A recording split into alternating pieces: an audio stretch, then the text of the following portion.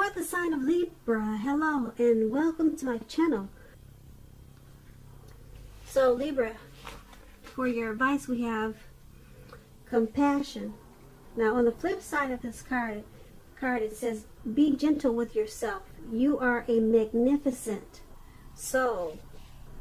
And then we also have, I create mindful moments throughout the day, reminding myself that I am love and miracles are natural. So for your advice, it's basically saying that this probably should be a time to be gentle with yourself. Comfort yourself. Because you're a beautiful, magnificent, wonderful soul. And just know that you create moments in your life in a big way or in a better way. If you remember that you are love and miracles, they do happen. They're natural. So compassion and create mindful moments. That's your advice for February. Now let's move on over to the recent past. We have the Knight of Wands, and it's paired with the Moon card. So with the Knight of Wands, this is actually a great time for travel if you can manage to get away. You should be feeling charged up and with a whole lot of energy, and you'll probably get a lot of things done, or it's a great time to do that. Your self-confidence is likely to be increasing, and this should help. It should help you toward any goals that you have, because the Knights, they're about messages. The messages are likely to be positive and probably related to work or career, but it could go either way. Your projects, they are likely to be more successful at this time. Well, we're talking about the recent past, so they were probably more successful than you had expected or predicted.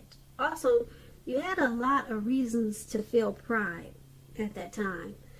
So if you were asking about love and relationships with this Knight of Wands, you probably met someone in the recent past through work. This new person was likely to have hair on the lighter end of the spectrum. If you were already in a relationship at that time, you needed to be sure that your communication was as clear as it could be, and make it a point to take time to talk to each other. This would have improved your feelings of closeness substantially. Now that's with the Knight of Wands, and it's paired with the Moon card. Now with this Moon card, you were probably in a more psychic and intuitive phase than usual. So it would have been important for you to trust your instincts and your impressions, even if you were unsure where they were coming from at that time. Also, not that you needed to be mistrusting, but it would have been helpful for you to realize that it's probably was possible that all was not what it seemed to be. If you felt like you could not trust someone or trust a person, then you probably were correct. You probably could not. So you needed to go with your gut instincts. And if you were waiting on an answer from someone at that time, unfortunately, it could have taken longer than you would have liked for it to. So you would have needed to stay patient, or that's what you did. When we're asking about love and relationships, when you get the Moon card, it points to a highly emotional time in a relationship. So if you were in a relationship, things probably became really heated up and uncomfortable. So you probably took a break from this person, or you needed to. Also, it would have been important for you not to make assumptions and fight fairly. if you were going to fight at all. Pick your battles and be sure that you were treating your lover like a friend. Also, don't be in a hurry to end or begin that relationship, because this probably was not the best time for either course of action. So with these two cards paired together, the Knight of Wands and the Moon card for your recent past, the Moon card is about some type of deception. So someone could have been deceiving you or trying to at that time. It probably felt like maybe someone was wearing a mask, not really saying or showing how they really feel. And it was probably having you feel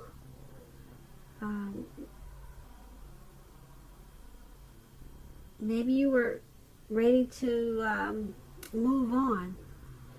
Because with this Knight of Wands, it's about having a lot of energy and charged up. And you see, I don't know if you can see the picture, but this man is on a eagle or some type of animal, and it looks like he's in the sky and he's just taking off. So there, with some deception, maybe, like I said, maybe the person you're dealing with, or maybe it was a situation and you were probably just ready to move on because you had a lot of reasons to feel pride at that time. You had a lot of energy and maybe you just took off from the situation. So that's what I have for the recent past. Now let's move on over to the present time. We have the Ten of Cups, and it's paired with the Death card. Now the Ten of Cups is it's a very uplifting card. Very, very uplifting. This card is about happiness.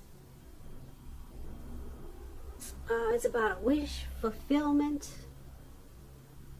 Either way, it's a very good card. This Ten of Cups, it speaks about a happy family life, even if you're single, and to the general well-being that goes way beyond you yourself, to include those that you're most concerned about, such as your parents, siblings, children, and much more.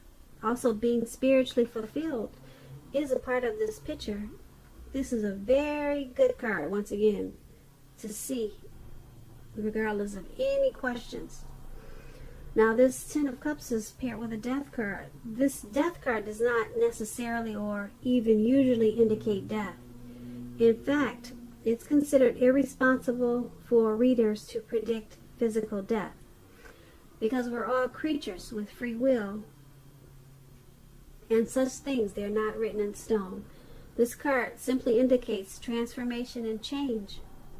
This is definitely a time of deep transformation. It's likely to be both internally and externally in your life. Some situations and things and people that you've counted on or have gotten used to, they may no longer be available to you in quite the same way as they once were. Keep in mind, this transition can be a difficult time for some people. The change is nearly always needed, though, so keep that in mind. So for your present time, we have this beautiful Ten of Cups, and then we have this Death card that it's paired with, and the two of them are basically, what they're saying together is that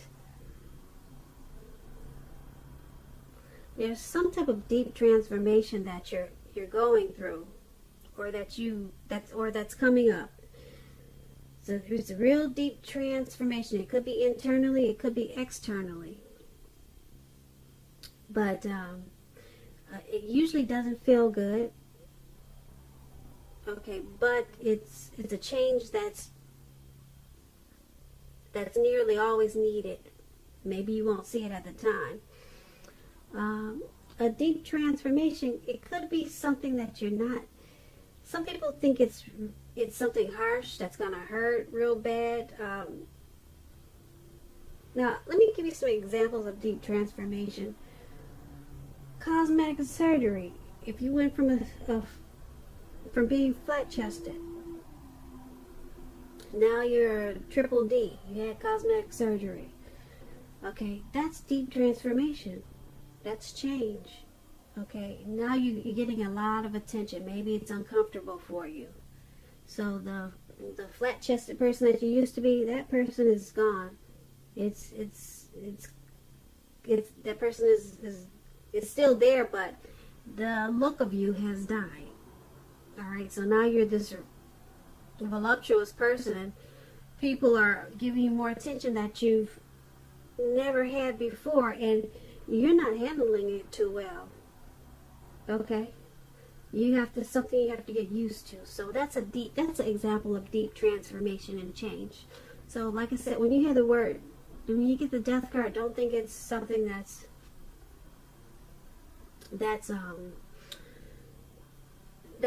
don't think it's something that's really, really bad. Some people's heads, they just run wild when they see this card. I'm just trying to give you some other examples. It doesn't have to be drastic, or it is drastic with this death card, but it doesn't have to be actual death. Okay, so once you go through this deep transformation, because it's paired with the Ten of Cups, you're going to come out of this death card period. You're going to come out of it being very uplifted. You're going to embrace this change, this deep transformation. You're going to realize that whatever has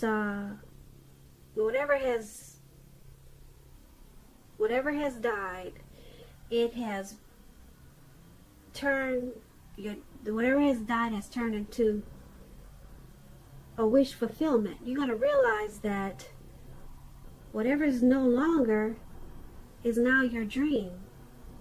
Okay? So it's going to cause you to be uplifted in a very, very, very wonderful way. And it's going to cause a whole lot of happiness with this Ten of Cups. So just remember that. Whatever is going to deep transform you, whatever's going to die, it's going to turn around in a short period of time with this Ten of Cups. And it's going to make you feel like you're sitting on top of the world, because you'll come to realization of a lot of things after you experience this deep transformation.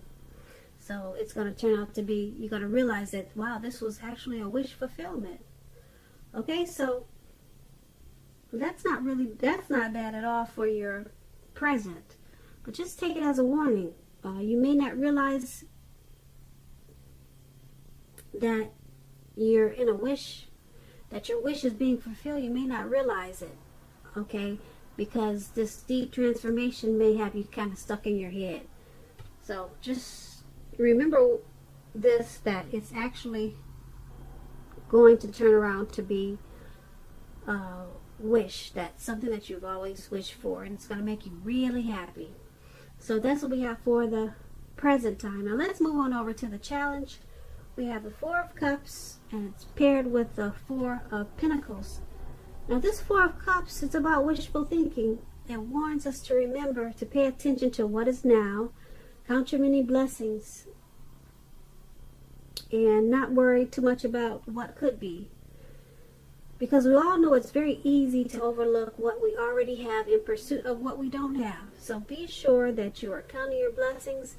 Don't spend too much time in self-pity or wishing your life away at this time. Because a lot of life has to do with where we put our focus. So put your focus on things and people in your life that you have to be thankful for. That's the Four of Cups, and it's paired with the Four of Pentacles. It's a card about holding on to things, people, money, situations longer than is healthy or realistic. When this card appears in a reading, it's a definite sign that you must look very carefully at what you're clinging to and whether others are clinging to you in an unhealthy way. So keep in mind this Four of Pentacles, it points to anxiety and fear about money and or clinging to whatever makes you feel secure. The key here is to try to realize that being anxious and grasping, it does not bring security. As you can see in the picture, this man, he's got his feet and he's got his hands. He's on all fours. And he's holding on to those pentacles in a very unhealthy way. You could tell by the look on his face. So with these two cards paired together, it's basically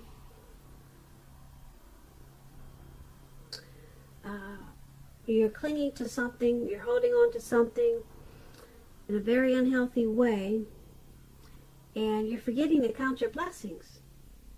So yeah, you could be wishing your life, wishing your life away, wishing too much wishful thinking, and you're forgetting.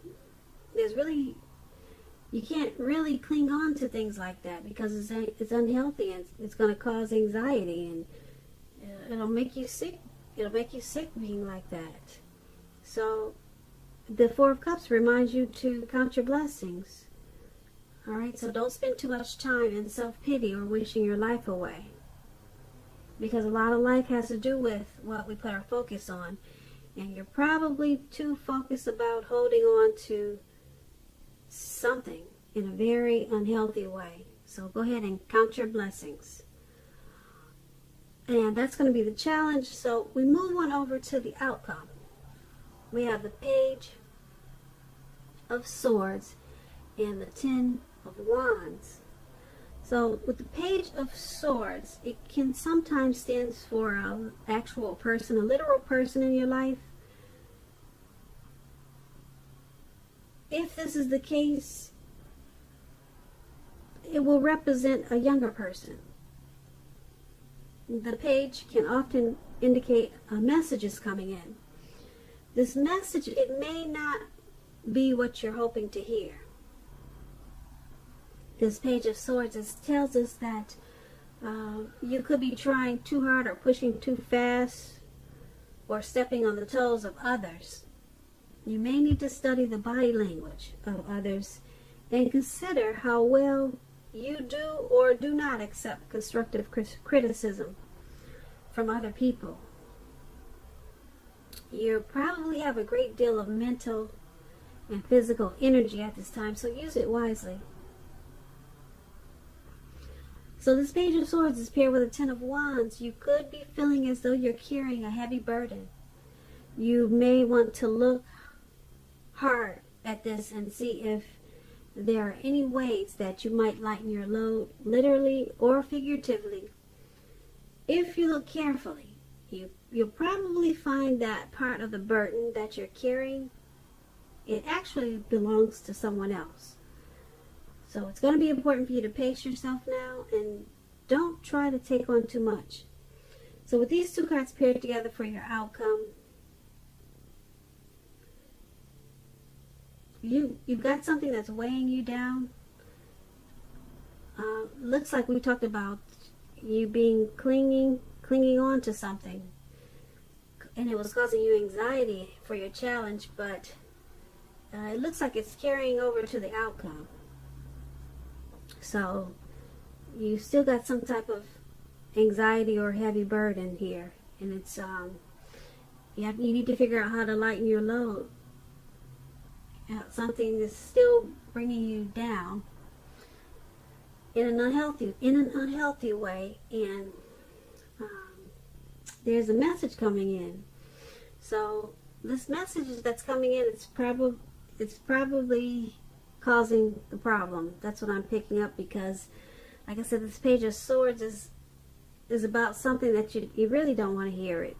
Not at this time. Now is not the right time. You don't want this bill that you just got from the gas company. It's higher than you ever thought it was going to be. Something that you don't want to hear. Your son just brought home a really bad report card. You're not having it. Now is really not the time. You got a lot of other stuff going on, okay?